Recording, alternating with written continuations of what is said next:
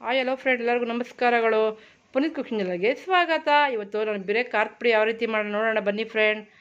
ತೋರಿಸ್ತಾ ಇದ್ದೀನಿ ನಾನು ಇವಾಗ ಖಾರದ ಪುಡಿ ಯಾವ ರೀತಿ ಮಾಡೋದು ಅಂತ.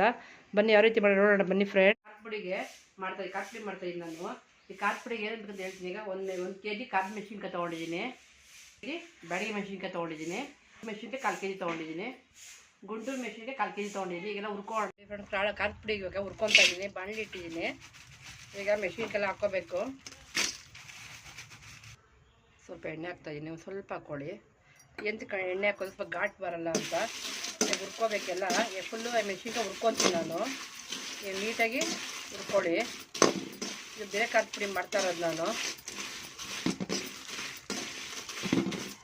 ನೋಡಿ ಈ ಥರ ಬಿಡ್ಸ್ಕೊಂಡಿದ್ದೀನಿ ನಾನು. ಮೆಣಸಿನ್ಕಾಯಿ ಎಲ್ಲ ತೊಟ್ಟು ಬಿಡಿಸ್ಕೊಬಿಟ್ರೆ ಏನಾಗುತ್ತೆ ಅಂದರೆ ಎಲ್ಲ ಬೀಟೆಲ್ಲ ಉದ್ರೋಗ್ಬಿಡುತ್ತೆ.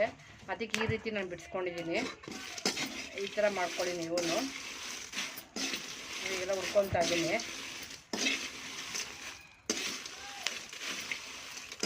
ನೋಡಿ ಇದಾಗಿದೆ. ಇದು ನಾನು ತೆಗಿತಾ ಇದ್ದೀನಿ ತೆಗಿತೀನಿ ಇವಾಗ.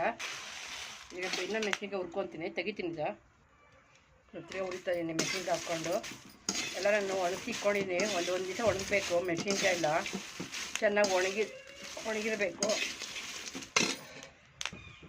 ಈ ಖಾರದ ಮೆಣಸಿನ್ಕಾಯಿ ಹುರ್ಕೊಂಡಿದ್ದೀನಿ. ಗುಂಟೂರು ಮೆಣಸಿನ್ಕಾಯಿ ಹಾಕ್ತಾಯಿದ್ದೀನಿ. ಈಗೆಲ್ಲ ಹಾಕ್ತಾಯಿದ್ದೀನಿ ಹುರಿಯೋಕ್ಕೆ. ಹುರ್ಕೊಂಡಿದ್ದೆ ಹುರಿದು ಅದಕ್ಕೆ ಹಾಕ್ಕೊತೀನಿ ಎಲ್ಲ ನಾನು ಮೆಣಸಿನ್ಕಾಯಿ. ಇದಾಗಿದೆ. ಇದು ತೆಗಿತಾ ಇದ್ದೀನಿ ಇದನ್ನು. ಗುಂಟೂರು ಮೆಣಸಿನ್ಕಾಯಿ ಹುರ್ಕೊಂಡಿದ್ದೀನಿ. ಇವಾಗ ನಾನು ಬ್ಯಾಡಗಿ ಮೆಣಸಿನ್ಕಾಯಿ ಹಾಕ್ತಾಯಿದ್ದೀನಿ, ಹುರ್ಕೊತಾ ಇದ್ದೀನಿ. ಈಗೆಲ್ಲ ಇದನ್ನು ಹುರ್ಕೊಳ್ಳಿ. ಒಂದು ಸ್ವಲ್ಪ ಎಣ್ಣೆ ಹಾಕ್ಕೊತೀನಿ ಇದಕ್ಕೆ. ಎಲ್ಲ ಹುರಿದು ಇಟ್ಕೊತೀನಿ. ಎಲ್ಲ ಮೆಣಸಿನ್ಕಾಯಿ ಹುರ್ಕೊತೀನಿ ಇದನ್ನು. ಇದಾಗಿದೆ. ಇದು ನೋಡಿ ಇದಾಗಿದೆ. ತೆಗಿತಾ ಇದ್ದೀನಿ ಇವಾಗ ನಾನು. ನೋಡಿ ಎಲ್ಲ ಹುರಿದು ನಾನು ಹಾರಾಕಿದ್ದೀನಿ ನಾನು ಇವಾಗ.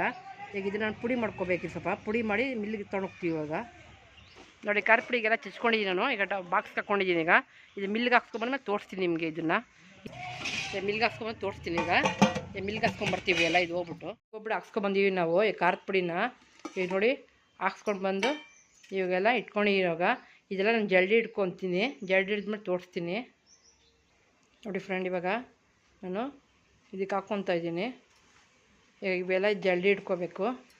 ಈಗ ಮಿಲ್ಗೆ ಹಾಕ್ಸ್ಕೊಂಬಂದಿರೋದಲ್ವ, ಸ್ವಲ್ಪ ಜಲ್ಡಿ ಇಟ್ಕೊಂಡು ಆಮೇಲೆ ಬಿಸಿ ಇರುತ್ತೆ. ನಾನು ತಣ್ಣಗೆ ಮಾಡ್ಕೊಂಡಿದ್ದೀನಿ. ಹಾರಾಕಬೇಕು. ಹಾರಾಕ್ಬಿಟ್ಟು ನಾನು ಎಲ್ಲ ಫುಲ್ಲು ಜಲ್ಡಿ ಹಿಡ್ಕೊಂಡು ನಿಮಗೆ ತೋರಿಸ್ತೀನಿ. ನೋಡಿ ಫ್ರೆಂಡ್, ಎಲ್ಲ ಹಿಡ್ದಿದ್ದೀನಿ ನಾನು. ನೋಡಿ ಇಷ್ಟು ಬರುತ್ತೆ. ಅದು ಸ್ವಲ್ಪ ತೆಗಿಬೇಕಾಗುತ್ತೆ, ಒಟ್ಟು ಥರ ಬಂದಿರುತ್ತೆ. ಈಗ ಅದನ್ನು ರಿಮೂವ್ ಮಾಡಿ ನಾನೆಲ್ಲ ಜಲ್ಡಿ ಹಿಡ್ಕೊತೀನಿ. ನೋಡಿ ಫ್ರೆಂಡ್, ಜಲ್ಡಿ ಹಿಡ್ದು ಎಲ್ಲ ರೆಡಿ ಮಾಡ್ಕೊಂಡಿದ್ದೀನಿ. ನೋಡಿ ಇಷ್ಟಾಗಿದೆ ನನಗೆ 1 kgಗೆ. ನನಗೆ 1 kg ಖಾರದ ಮೆಣಸಿನ್ಕಾಯಿ, 1/4 kg ಬ್ಯಾಡಗಿ ಗುಂಟೂರು 1/4 kg ಹಾಕಿದ್ದೀನಿ. ಇಷ್ಟು ಪುಡಿ ಬಂದಿದೆ ನನಗೆ. ಪ್ಲೀಸ್ ಒಂದು ಇಷ್ಟ ಆದರೆ ಪ್ಲೀಸ್ ಒಂದು ಲೈಕ್ ಮಾಡಿ, ಶೇರ್ ಮಾಡಿ ಫ್ರೆಂಡ್, ಕಮೆಂಟ್ ಮಾಡಿ ಫ್ರೆಂಡ್. ಕಮೆಂಟ್ ಮಾಡಿ ತಿಳಿಸಿ ಫ್ರೆಂಡ್ ಯಾವ ರೀತಿ ಬಂತು ಅಂತ. ಪ್ಲೀಸ್ ಒಂದು ಲೈಕ್ ಮಾಡಿ. ನಾನು ವಿಡಿಯೋ ನೋಡಿರೋದಕ್ಕೆಲ್ಲರೂ ಧನ್ಯವಾದಗಳು ಫ್ರೆಂಡ್. Thank you.